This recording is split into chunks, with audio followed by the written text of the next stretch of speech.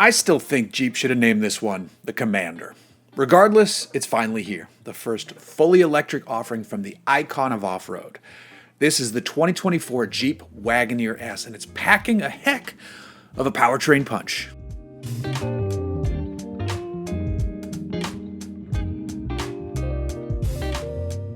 The Wagoneer S is Jeep's first global battery electric vehicle.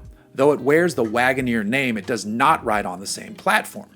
Instead, Jeep underpins this one with its STLA large platform, which will be employed throughout the Stellantis family for electric mid-size and full-size vehicles. What this platform means specifically for the Wagoneer is that it's built to haul some butt while also delivering solid range and decent charge times. I say decent with respect to the charging because Jeep has set the Wagoneer S up with a 400-volt setup instead of an 800-volt system. That means you can take the 100 kilowatt-hour battery pack from 20 to 80% in 23 minutes on a DC fast charger. Not bad, but not impressive either. On a level 2 setup at home, you can go from 5 to 80% in 6.8 hours. Still, even with this 400-volt setup, it is possible to gain 100 miles back in 10 minutes if you're hooked up to the right charger. As for the power flowing to the wheels, there's plenty of it.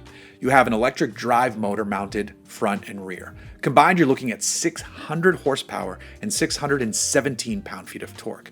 Obviously, this is an all-wheel drive setup, but the front drive unit can disengage to help reduce battery consumption and keep you rolling for longer. In fact, Jeep says it's targeting an estimated range of 300 miles. Still, you can press that range lower if you want to show off just how quick this thing is. Jeep states that the 0 to 60 mile per hour dash takes just 3.4 seconds. On the outside, the styling is quite familiar. You've got 7 spots in the grille. The roofline, though a bit more sleek, is still very Grand Cherokee / Wagoneer, and I do like that rear roof spoiler.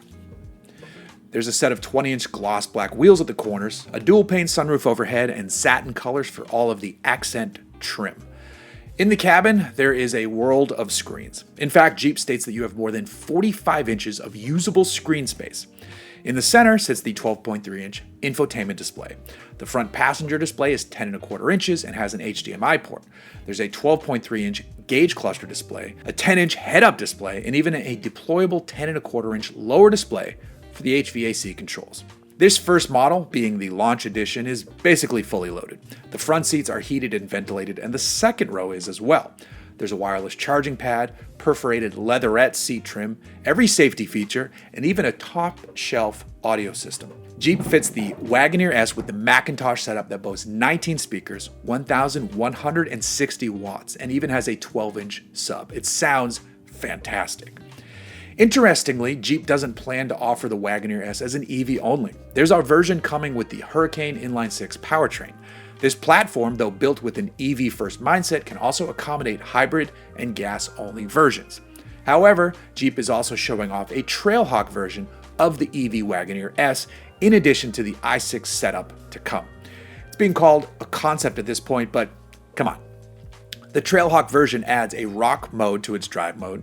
It gets an electronic locking rear diff instead of the open diffs on the standard Wagoneer S.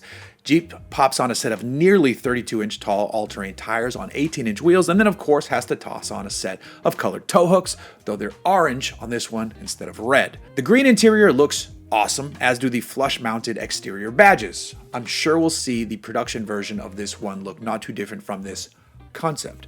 That one should arrive either at the end of 2024 or early in 2025. As for the launch edition, it goes on sale this fall with an asking price of $71,995.